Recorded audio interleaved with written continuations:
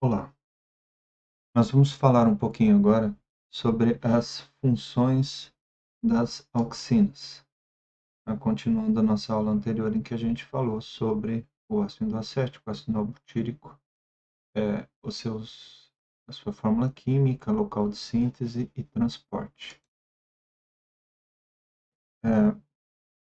A função mais notável, talvez uma das funções básicas do ácido endóacético durante o crescimento, é o alongamento celular. Ele e as giberelinas são responsáveis pelo alongamento celular, processos que funcionam mais ou menos do mesmo jeito, porém, é o ácido endóacético que está totalmente relacionado com os tropismos, né? Então, aquela região de alongamento celular logo abaixo do ápice, o alongamento nessa região é controlado pelo hormônio AIA. Tá? Cabe notar também que o alongamento celular ele é criado, a força necessária para o alongamento celular é criada pela presença de água. É a pressão da água que faz a célula alongar. E a água, o movimento as forças para bombear a água para dentro da célula depende, obviamente, de várias coisas, incluindo a presença de água. Se não houver água no sistema, não tem como a célula alongar. Tá? Mas o que o AIA faz é propiciar um controle fino que permite definir como que ocorre esse alongamento. Dois importantes processos associados ao alongamento celular são o estiolamento, que é o crescimento na sombra, que eu mostrei numa aula anterior para vocês, e os tropismos. Todos os tropismos são governados pelo AIA, né? Que seria, por exemplo, o fototropismo, o gravitropismo, tanto positivo quanto negativo, e inclusive os tactismos, ok? Mas a gente não vai falar de tactismos aqui. Essas duas figuras aqui, ó, são duas placas de Petri em que o pesquisador cortou pedacinhos de coleoptilos, né? Está escrito coleóptilos aqui, mas um termo mais moderno seria coleoptilo. Essas regiões, então, são de cereais, é uma espécie de uma capinha que protege as folhas dos cereais durante a germinação. Então, ele cortou esses pedacinhos, todos com um molde, todos do mesmo tamanho, e nessa figura esquerda, eles ficaram dentro de água por 24 horas. E nessa figura da direita, em uma solução contendo auxina. Tá? É, é fácil notar que todos esses pedaços aqui estão muito mais alongados do que esses aqui à esquerda. Tá? Também é importante perceber. Bom, é isso. Então, isso aqui é uma evidência de que o AIA afeta o alongamento. É uma das evidências mais antigas sobre como quem controla o alongamento celular. Depois disso, muitos estudos já mostraram outros tipos de evidência, tanto na biologia molecular quanto outros tipos de ensaios, inclusive usando engenharia genética. Como que funciona esse alongamento celular? Esse gráfico aqui mostra a relação entre a concentração de AIA e o crescimento, ou seja, o alongamento de um segmento. Então, naquele experimento lá, coleoptilo dá inclusive para manter uma relação com as várias concentrações. Né? E aí, então,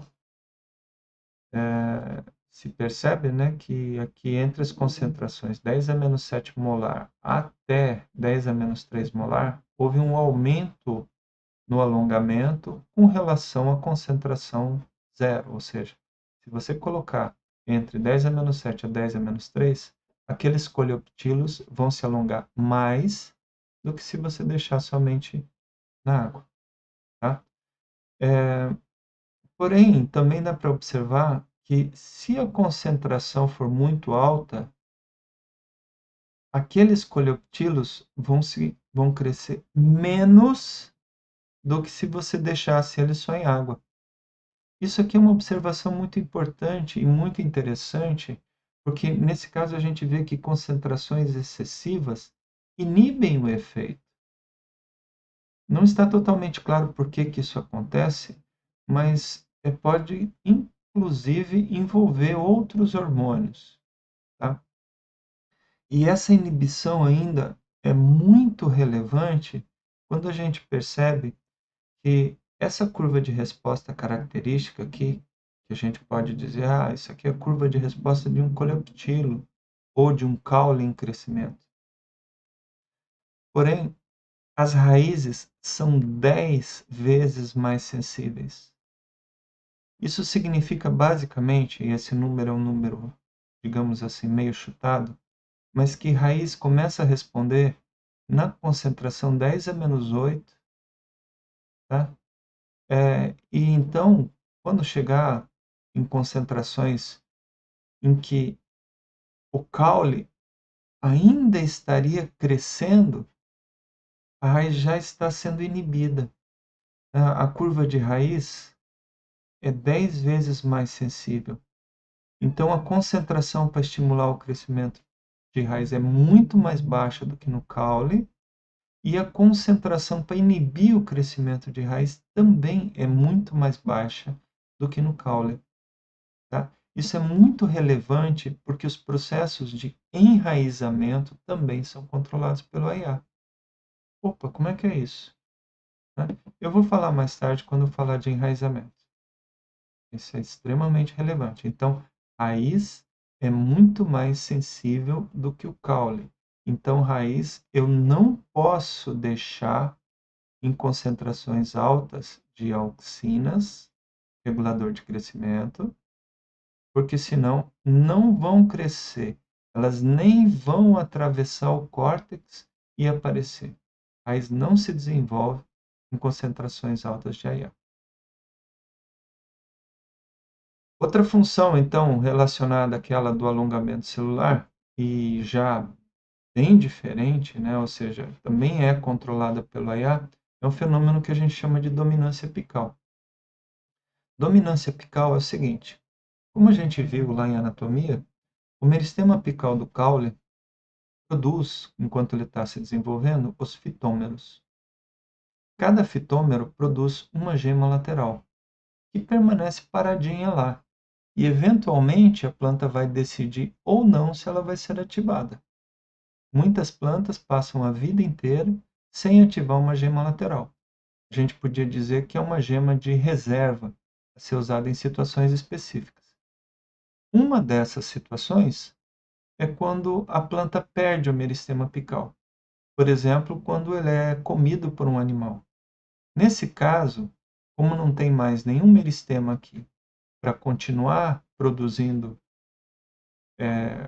o meristema apical foi podado, então não tem mais como produzir os fitômeros, uma dessas gemas laterais vai liberar a dormência, ou até as duas às vezes, e produzir novos ápices para continuar o processo de crescimento. Né? Então, a gente diz que o crescimento do meristema apical domina as gemas laterais. E em condições em que a planta precisa crescer em altura, que não pode brotar, porque ela está num ambiente com muito pouca luz, então, basicamente, a gente só vai ter a gema apical se desenvolvendo. Nessas condições, se a planta perder a gema apical, vai brotar uma ou duas gemas laterais, dependendo do tipo, dependendo do caso. Em geral, nessas condições também, uma se desenvolve mais do que a outra. Por quê? Porque a luminosidade aqui é insuficiente. Então a planta precisa investir em altura. Ela não pode ficar produzindo vários ramos. Ou seja, esse fenômeno da dominância apical é controlado pela gema apical e ocorre principalmente em condições de luminosidade insuficiente, menores do que o ótimo. Tá? E uma coisa que foi descoberta, bem interessante, então assim, mantém o ápice, gema lateral inibida. cortou o ápice, gema lateral, brota. E se você pegar logo no momento que você cortou o ápice e colocar ali uma meleca, um gel, alguma coisa contendo ácido endoacético, também mantém a dominância, ou seja, a gema lateral não se desenvolve. Então, a gente podia resumir o seguinte: essa planta aqui, ó, ela não ativou o mecanismo de resposta, rotação, porque ela acha que o ápice está lá ainda. Por que ela acha isso? Porque o fluxo de AIA que vinha do ápice continua sendo mantido. Tá? Então, aquele sinal que vinha do ápice dizendo assim, olha, estou crescendo aqui, segura as pontas, não lança a gema lateral, porque a gente está conseguindo crescer em altura. Vamos manter o nosso belo serviço coletivo e crescer em altura. Essa mensagem que o ápice manda para a região das gemas é o AIA. Tá? E por isso, então, as gemas não vão brotar aqui. Outra função extremamente interessante, não só do alongamento, o alongamento celular ele vale para todas as células da planta, incluindo células das folhas, células do caule na região de alongamento, as células jovens, que uma vez que se alongaram também não mudam mais, e no caso dos frutos, que quase total crescimento dos frutos, infrutescências, é por alongamento celular.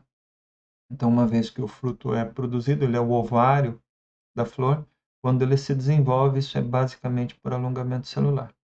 Tá? E tem um exemplo muito interessante no caso do morango, que a gente tem uma infrutescência que tem os frutos secos ligados na infrutescência, que são chamados de aquênios. Só que, essencialmente, esse fruto é uma semente com uma capinha por fora. E a gente pode interpretar o órgão todo, essa estrutura toda, como se fosse um fruto, com várias sementes coladinhas por fora. Como eu comentei antes, fruto em si não produz AIA. A produção seria baixíssima ou próxima de zero. Quem produz AIA para sustentar o crescimento, o alongamento do fruto, permitir que o fruto se desenvolva, é a semente. Dentro do ponto de vista ecológico, isso faz muito sentido. Só interessa para a planta desenvolver o fruto se ele for um fruto viável, se ele produzir sementes viáveis. Um fruto que não produz sementes é um absurdo para a planta. É uma coisa, não faz sentido. O fruto, especialmente um fruto como esse, um fruto carnoso, é um presente para o dispersor de sementes. O dispersor vem aqui, come o fruto, dá um passeiozinho e dispersa sementes que não são digeridas pelo trato digestivo. Em alguns casos, dependem de passar pelo trato digestivo para poderem germinar. Tá? Então, não faz sentido a planta gastar com a produção de frutos se eles não tiverem sementes viáveis. O interessante é o seguinte: se você pegar um moranguinho no início do desenvolvimento dele, né, quando ele ainda está bem novinho, e arrancar esses aquênios, essas sementes, esses frutinhos secos, arrancar todos eles, ele não vai crescer. Ele vai formar um frutinho ridiculamente pequeno. E se você pegar ainda naquela época e colocar um regulador de crescimento, ou seja, você começar a pulverizar a auxina, ele cresce. Não exatamente do mesmo jeito, tá? Mas ele cresce. Então, mais uma evidência aqui, ó, do papel do AIA produzido pelas sementes para o alongamento do fruto.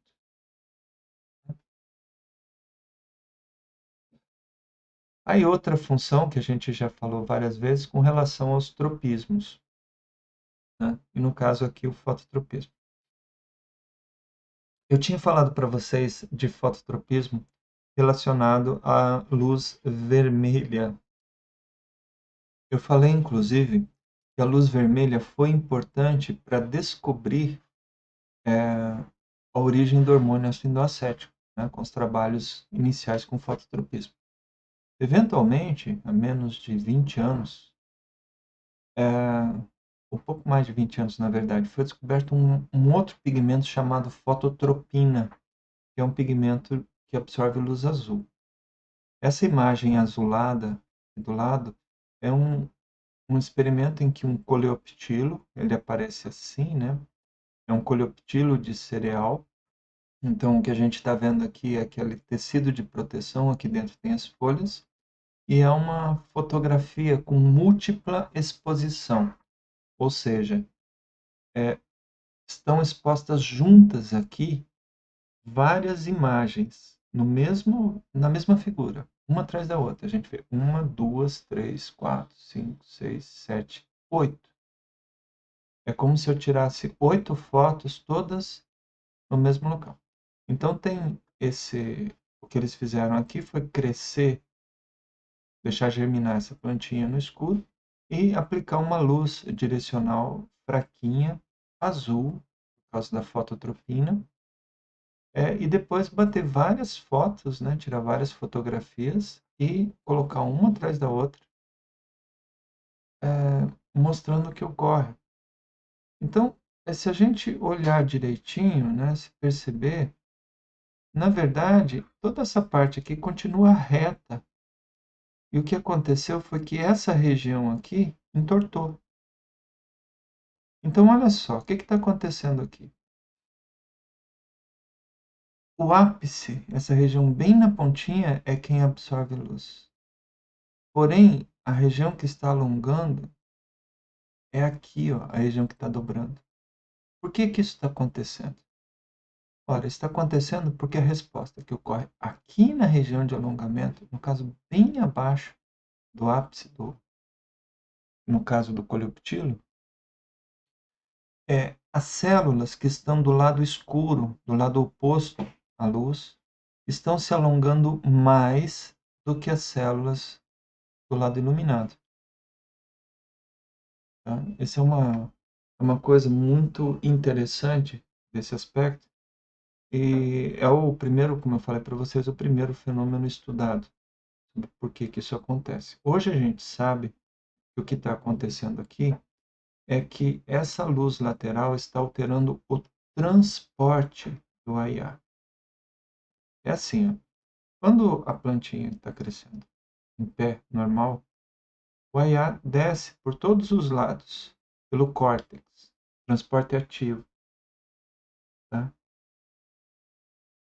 Porém, quando tem uma fonte de luz de um dos lados, o que acontece é que o transporte, aquelas proteínas transportadoras que ficam do lado iluminado, são inibidas. Ou seja, a quantidade de AIA produzida pelo ápice continua a mesma. O que muda aqui, ó, é que essa região do lado sombreado vai receber muito mais AIA, e aqui, como é parte aérea, essa concentração de AIA é estimuladora do alongamento. Então, essa região vai alongar mais do que a região do lado iluminado. E com isso, toda a parte aérea vai virar para o lado da luz. E aí a gente vê esse aqui, ó. Esse aqui já é um trabalho feito com Arabidopsis, tá? Em engenharia genética. Então, o que eles fizeram aqui foi engenheirar Arabidopsis para que uma substância colorida se ligue, né? Produza essa cor esverdeada onde entra em contato com a auxina. Tá? É uma proteína que se colore de azul na presença de auxina. Então, essa proteína corre por todo o caule, mas a cor azul vai se concentrar onde o AIA também se concentra. Então, o AIA é produzido principalmente na região apical e desce. Nesse local dobrado, a gente percebe que o córtex do lado oposto da luz, a luz está vindo daqui, o córtex do lado oposto da luz tem um acúmulo muito maior de AIA e praticamente não tem do lado iluminado. Em uma planta crescendo em condições normais, percebam então que essa proteína se colore de forma igual. Né? Toda essa região de alongamento onde ela é expressada, a gente vê uma distribuição normal dos dois lados do córtex. Okay? Isso aqui é uma evidência muito forte, e vejam que nesse caso é o AIA hormônio, AIA produzido dentro da planta, que a gente está conseguindo detectar, o que é uma informação muito mais profunda sobre o funcionamento do AIA do que se a gente simplesmente pulveriza essa planta com uma substância, mesmo que essa substância seja ácido indol 3-acético. Outro tipo de tropismo importante é o gravitropismo. No gravitropismo, direciona as raízes a crescerem para baixo e a parte aérea a crescer para cima. Tá? Na figura aqui mostra isso. Então, o AIA, que vem principalmente associado àquela região vascular, no caso da raiz, então que desce por aquela região vascular, quando chega essencialmente lá na coifa, na região da coifa, ele sofre um redirecionamento e é espalhado, ou seja, ele começa a subir, né? E a se dissipar, a se difundir nessa região do córtex da raiz. E logo abaixo do ápice, então, tem a região de alongamento. Esse AIA em concentrações baixas vai produzir o alongamento e a raiz vai se alongar dos dois lados. Okay? Porém, se essa raiz ficar deitada, ocorre um fenômeno interessante que estruturas de amido, né, ou seja, amiloplastos, se depositam, eles são muito densos e se depositam em determinadas regiões do retículo endoplasmático. Isso força uma reação do retículo endoplasmático e causa o transporte de AIA, principalmente para o lado de baixo. Nesse caso é interessante porque o aumento da concentração de AIA do lado de baixo, como isso aqui é uma raiz, nessa condição se torna excessivo e causa inibição do alongamento celular. Então, essas células de baixo que recebem mais AIA acabam se alongando menos do que as células de cima. Tá? Isso faz, então, que a raiz mude o seu padrão de crescimento e cresça para baixo. Tá? Então, no caso, por exemplo, de presença, isso aqui é o gravitropismo, né? Mas o que aconteceria com essa raiz no caso do fototropismo? Né? A gente viu que a raiz foge da luz. Então, se a gente fizer o mesmo raciocínio que a gente fez lá para o coleoptilo, o que acontece? Né? O ácido indolacético vem descendo, e daí a percepção de luz no meristema apical da raiz vai fazer que o AIA seja direcionado para o lado escuro. Tá? Do mesmo jeito que aqui. Ó. Então, a maior parte do AIA foi direcionado para baixo, e se perceber luz aqui na ponta da raiz, a maior parte do AIA vai ser direcionado para o lado escuro. Do mesmo jeito que aconteceu na parte aérea. Porém, nesse caso, como isso aqui é uma raiz, o aumento do AIA vai vai restringir o alongamento. Então a raiz vai fugir da luz. A percepção de luz ela vai crescer para o lado oposto. É muito interessante. No caso do fototropismo, então é exatamente o mesmo fenômeno, mas como mudou o órgão, a resposta é invertida, simplesmente invertida. Bem, então o gravitropismo, tem muitos estudos sobre isso. Ele está relacionado com sensores de gravidade, que causam um aumento do transporte de AIA para o lado de baixo. Outra função extremamente interessante do AIA é a sua correlação com outros hormônios, como, por exemplo, etileno e giberelina. A gente sabe que aumento na concentração de AIA em concentrações mais altas, estimula a produção de etileno. Etileno é um hormônio de estresse, entre outras coisas, provoca a queda das folhas. Então, um dos efeitos dos herbicidas auxínicos, aqueles herbicidas usados derivados de auxina, é que causa queda das folhas. tá? Mas aí essa relação, inclusive, tem vários aspectos da biologia molecular, mas a gente não vai entrar em detalhes aqui agora. Outra função muito importante de auxina é a produção de raízes, como a gente viu lá atrás, ácido indolbutírico, AIB, e ácido naftaleno acético, ANA, são importantes indutores da formação de raízes e a gente usa bastante isso como regulador de crescimento, né? Nós podemos induzir raízes em muitas espécies de plantas, especialmente as herbáceas, pela adição dessas substâncias. Isso é uma coisa que a gente faz muito em agronomia e engenharia florestal para produção de mudas por estacas, né? No caso aqui, vocês estão vendo uma plantinha chamada violeta africana sendo enraizada, né? Porque a violeta ela consegue regenerar uma planta toda a partir de um pecíolo, uma folha. Essa plantinha da esquerda, então, foi colocada com uma solução contendo ácido naftaleno acético por 10 dias. Então, ficou nessa solução fraquinha, ficou por 10 dias aqui. E a da direita foi colocada em água. Então, a gente percebe realmente a diferença. Outra função importante do AIA está relacionado com a cicatrização. Tá? Durante as aulas de anatomia, a gente falou um pouquinho sobre tipos celulares que podem reverter o seu padrão de crescimento e produzir células meristemáticas. E uma coisa que ficou claro na turma, o pessoal falando em recuperações de lesão. Nesse caso aqui, foi feita uma lesão em uma plantinha e essa lesão arrebentou o feixe vascular.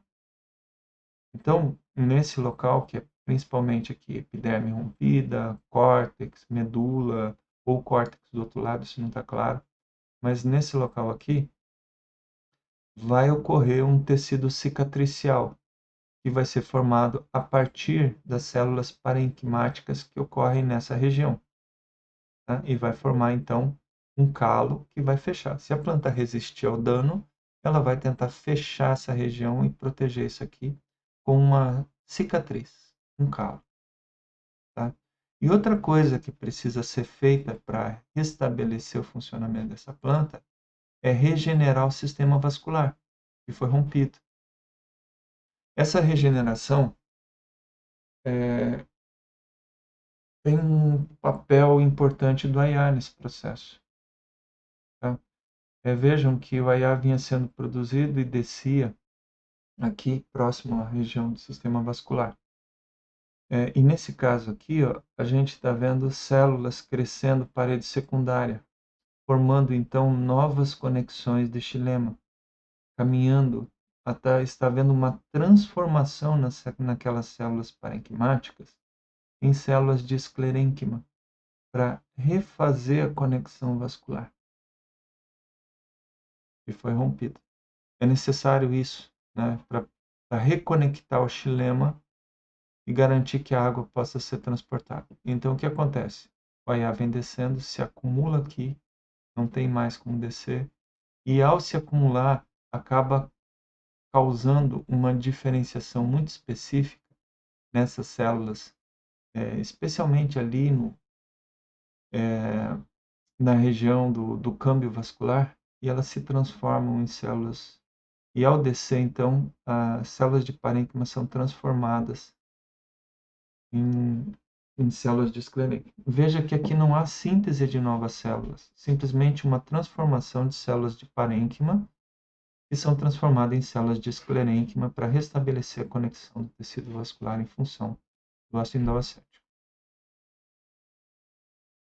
Por fim, outros aspectos importantes das auxinas é que quando uma folha, um órgão de parte aérea, continua produzindo ácido indolacético, ele se mantém vivo, ele é ativo. Mas em determinadas condições, quando diminui essa produção, ou seja, ele começa a envelhecer, é o que a gente chama de senescência, isso acaba causando a queda. Tá? Então, enquanto um órgão produz AIA, ele se mantém vivo. Quando vai chegando perto da vida dele, se for uma folha bem ativa, ela continua produzindo AIA e isso atrasa, então, o seu envelhecimento. E nesse caso, quando a folha está envelhecendo, o processo de queda dela daí vai depender do ambiente. Então, se o ambiente, a situação ambiental, houver algum estresse ambiental e a planta precisar derrubar umas folhas, ela vai derrubar primeiro as folhas mais velhas e mais senis, ou seja, aquelas que produzem menos AIA. E dentre todos os órgãos da parte aérea, o que produz menos AIA são as flores. Então, sempre, a primeira coisa a cair de uma planta em estresse é a flor, porque produz menos ácido indolacético. Quanto aos frutos, frutos muito jovens produzem pouco AIA e caem fácil. Então, assim que ocorre o pegamento da flor, pode haver muita derrubada de frutos. E frutos perto da maturação também produzem pouco AIA e também caem com facilidade. Tá? Outra função também é a movimentação de açúcares.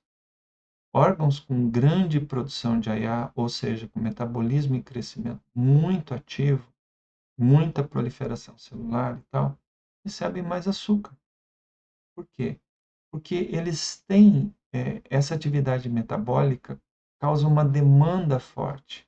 E no caso da ação do floema, da distribuição de recursos pela planta, manda quem pede mais, né? Então, quem produz mais AIA acaba recebendo mais recursos. Outra função interessante do AIA é a formação e desenvolvimento do ovário. O ovário se desenvolve a partir da presença de AIA no óvulo.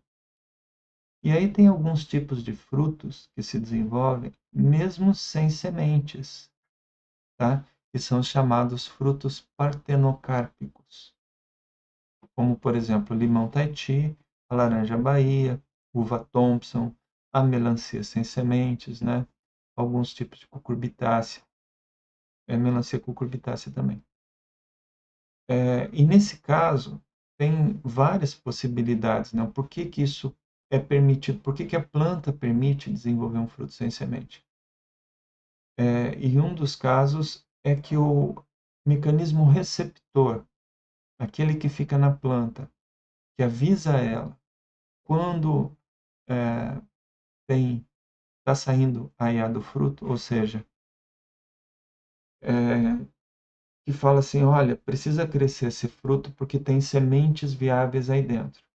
É o mecanismo que responde ao IAA. Nesse caso, ou em vários casos aqui, esse mecanismo é deficiente no sentido que ele é ligado direto. Então, ele responde mesmo sem ter o AIA.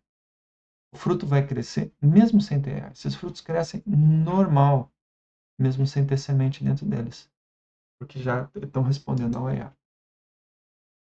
Por fim, eu já comentei um pouco sobre isso, mas os grandes usos agrícolas de herbicidas são como ou dos usos agrícolas das auxinas, particularmente auxinas sintéticas, são como herbicidas. Existe um grande uso e são muito tóxicas, inclusive para humanos, com vários problemas.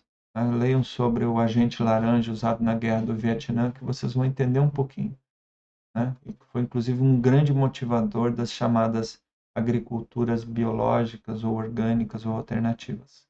Esse agente laranja foi usado na guerra do Vietnã. Então são substâncias muito tóxicas todas, mas são ferramentas importantes para o controle de dicotiledôneas em capim, por exemplo, em lavouras de monocotiledônea, e também na cultura de tecidos, tá? Onde são usados para a produção de embriões somáticos, enfim, tem uma série de usos na cultura de tecidos. E o uso menos danoso e também muito importante são os enraizadores. Né? Esses dois hormônios são extremamente importantes. Pessoalmente, parece que o ácido indalbutírico é um pouco mais poderoso que o ácido naftalenocético. Não sei dizer bem por quê. Mas, enfim, são duas substâncias muito importantes para a produção de raízes em estacas. E, enfim, em casos de frutos partenocárpicos, pode ocorrer uma produção de frutos muito pequenos. Isso não é interessante. Então, costuma ser usado, ou em alguns casos pode ser usado, a aplicação de auxinas para melhorar o alongamento celular desses frutos.